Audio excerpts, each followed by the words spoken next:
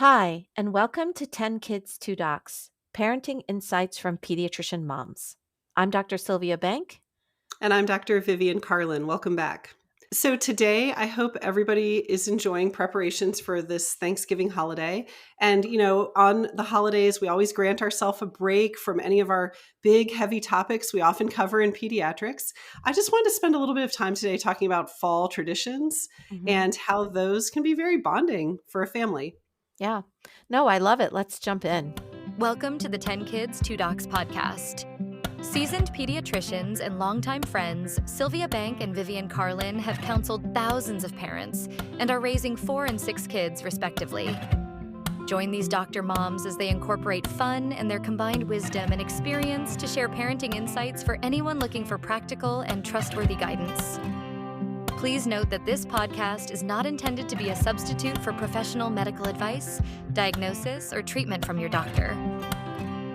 Okay, so Sylvia, when I think of fall, are there any particular things that you do every fall that come to mind? Yes. Especially when the kids were younger. Here in the Northeast, fall is marked, as you know, growing up here, by the change of the leaves. That's something we Mm. get in our region of America, where we get the vibrant yellows and the oranges and the reds as our trees change colors and drop their leaves. So we go and look at the leaves on a drive in the countryside. So that's something that we do and still do. Something else that we do is that we go apple picking. So Oh, yes, we there used to are go like apple picking on the East yes, Coast. orchards here where you go as a family and you get like a big wheelbarrow and your kids can pick the apples right off of the tree.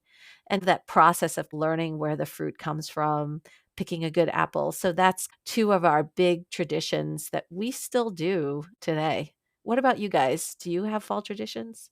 We have 2 that have really stuck and that my young adult children still kind of regret if they can't be here for, and one of them is we have this, big, like, ranch, about 60 minutes southwest of here that always grows this, like, huge cornfield and then plows this very intricate design into the cornfield, right? They do, like, an aerial photo of this, and it's all different things, but this huge complicated pattern. And so maybe like 12 years ago, we started going there and we've developed this routine where we have to go at night. It's open all day. I mean, it's got lots of like little kid activities or whatever, but we have to go at night and we have to go on a weekend when it's open the latest.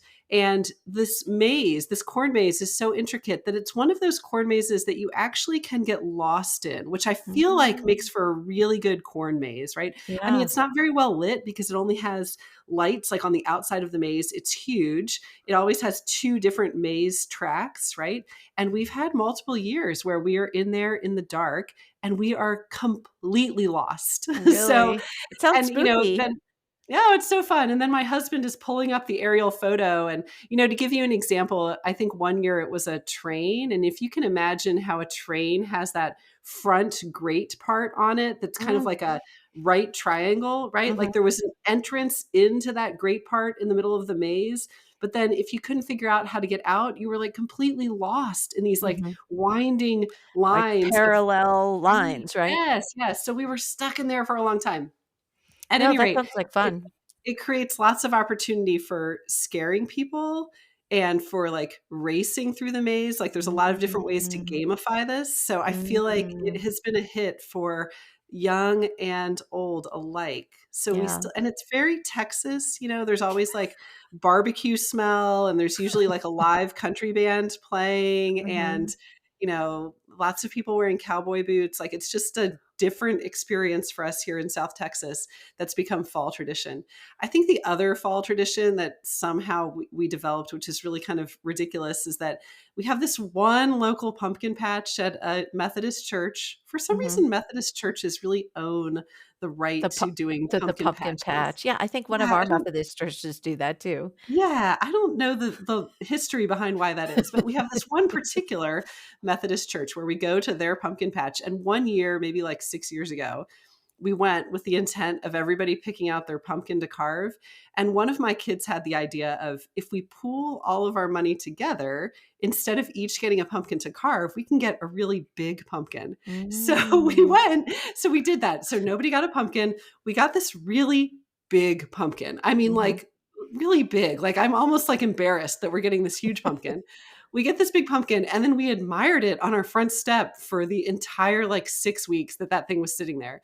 But after we got the big pumpkin, we drove like a mile down the road to Walmart, and everybody picked out their like $2.50 pumpkin to carve. And Right. so this has become tradition that we go to that pumpkin patch and enjoy the festivities of being in a pumpkin patch. When we went this past year, my husband actually said to the person working there, "Do you have any bigger pumpkins?" What do you do with the pumpkin after it sits on your step for 6 weeks? Oh, so, it's very hilly where we live, Mhm, and we have like a back porch that kind of, drops down to like our garage is a level below that. And mhm. so we take any pumpkins that we have and take turns launching them off the back into like this natural area that's very rocky and hilly, and then watching them explode. Do they, like, develop into, like, a pumpkin plant later? Oh, I have a son in particular who has tried every year to save our pumpkin seeds and Mhm. then grow pumpkins. And I think we have actually in our garden, not where they land. It's too Right. like it's not soil for, but in our garden, I think we actually have successfully grown maybe one pumpkin, but Mm. it's like from an entire vine that takes up half of the garden box, and then maybe Yeah. we get one.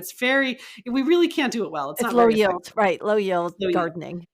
But the other tradition we have with that is that we have also, not me, I never participate. I'm just kind of like clean up and support. We've become pretty competitive pumpkin carvers in our Mm. family, which is another way to gamify this tradition. But my one son, he'll get out his like Dremel, like Ooh, sander, and yeah. really get like the detail on the pumpkin. And people put a lot of thought into like the stencil they're using, or if they're going to free draw. And then there's always the like pumpkin eating another pumpkin. This has become sort of a tradition in our house, are these two things: this corn maze that is slightly spooky that you can get lost in, and then this Methodist church to get the big pumpkin, and then Walmart to get the carving pumpkins, and then to competitively do that. Right. We have in our area, they have these fall fest farms that you can kinda go and pay an admission fee, and it's good, wholesome fun, and I think your story of your corn maze reminded me of this, where they'll have a series of fun things, whether or not it be like one of those bounce pads, some slides, different stations, like, all around this huge farm, including probably a smaller scale corn maze, where you just kinda go and have some outdoor, wholesome, good fun.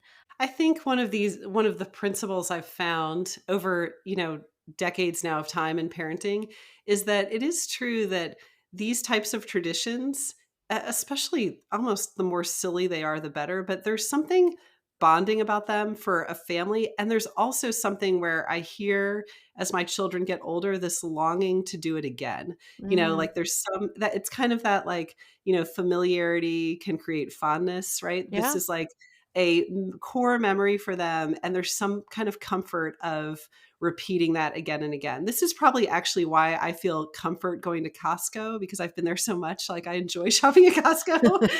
But, there's some kind of comfort about it. It's nostalgic and it's productive all at the same time. But at any rate, I feel the same way about some of these Mhm. traditions, that we didn't necessarily start them out for this reason, but I can see the benefit now of having this thing that is consistent and predictable in life, Yeah. and that my children feel this nostalgia about, of, "Oh, I wanna do that again with you." No, my children feel definitely that way about Thanksgiving, right? We do a set Thanksgiving thing where we have a local turkey trot with our YMCA, and my children are runners, so they'll run the turkey trot in the morning, and they always look forward to the Thanksgiving meal that I make, and I've actually made it for your family when it wasn't Thanksgiving as well, the Yeah. traditional Thanksgiving meal, and in college, when they're in college now, they really look forward to coming back and having Thanksgiving here at home the way that we've always had it. Yeah, I think that's like a something maybe I took for granted when they were growing up that we just naturally were doing. But, in a world that is very chaotic and things are very unpredictable, there is something anchoring about this predictability of on this Mhm. day, I can be at home and this is what it looks like, right? Yeah. Yeah, my college age kids have actually taken the apple picking tradition and done it on their own. So I've definitely heard them organizing their friends up in their schools to go apple picking and then do an apple pie bake off, which is what we did at home, making different kinds of apple pies, but in a more competitive like fashion. Let me make Mm, a lattice top or let me make something special with my pie.